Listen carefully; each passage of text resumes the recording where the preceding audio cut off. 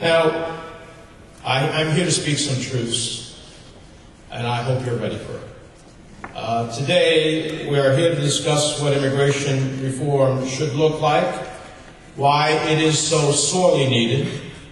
Much of what I'll say today I have written in a book that's coming out this October that I hope will help us create the foundation for this debate. It's called Growing American Roots. But to put it bluntly, we need comprehensive immigration reform, and we need it now.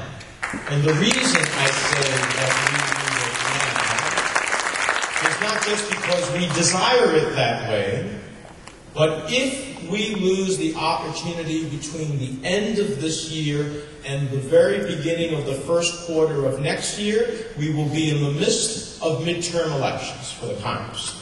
Every member of the House of Representatives, a third of the United States Senate, and I can tell you that will not happen in that period of time. And if it does not happen in that period of time, and then we move into the latter half of the administration's term, I think it gets increasingly difficult. So there is a sense of urgency of now.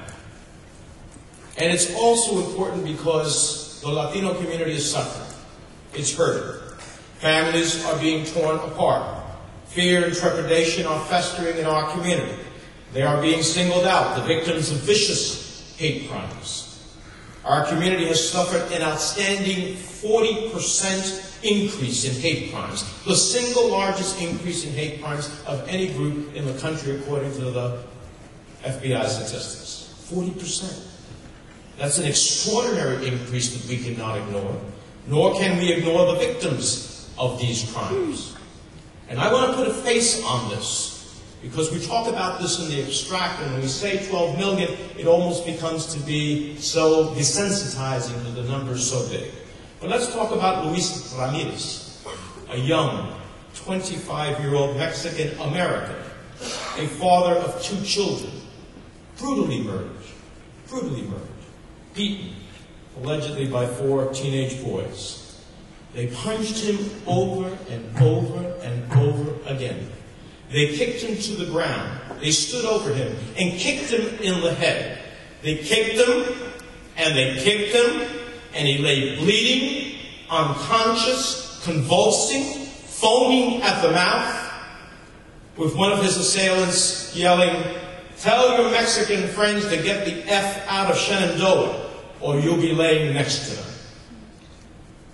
In May, a jury amazingly acquitted 2 of those teenagers of any serious charges. That kind of hate violence must end, and we must demand no less than justice. In the case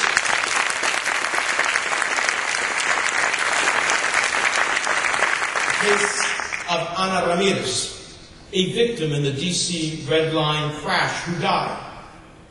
And even in her death, her family mourning, right-wing anti-immigrant restrictionists harassed her family simply because they believed she deserved to die because she was here illegally. She was a legal permanent resident of the United States. The harassment must end. It is the product of hateful extremists who prey on immigrants, while the majority of Americans, decent, fair-minded, law-abiding citizens simply want a practical, common-sense immigration policy that puts people and families first. And yes, hundreds of raids. And Luis Gutierrez has done great work on this. I call him El Moisés, because he has been a voice for some time in this respect. Hundreds of raids have ripped families apart, separated mothers from their children, often leaving them unwatched, and their husbands from their wives. Several hundred United States citizens, hear me, United States citizens and legal permanent residents of the United States have been wrongfully detained after ICE agents burst into their homes or workplaces simply because of who they were, what they looked like, and the moment in which they were part of that raid. Pedro Guzman, a mentally ill United States citizen. A United States citizen was arrested and deported to Mexico.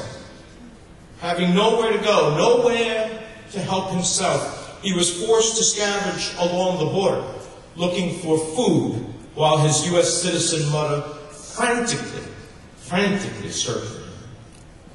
These discriminatory practices, and a lot of them happened before, and I'll acknowledge that there have been improvements, but we are not where we need to be there. These discriminatory practices have to end, and they must end now. Because I think if we as a community don't stand up on our feet and speak out and say, look, we are not second-class citizens, and we will not accept being second-class citizens, then in fact this will continue to happen. You have to have respect.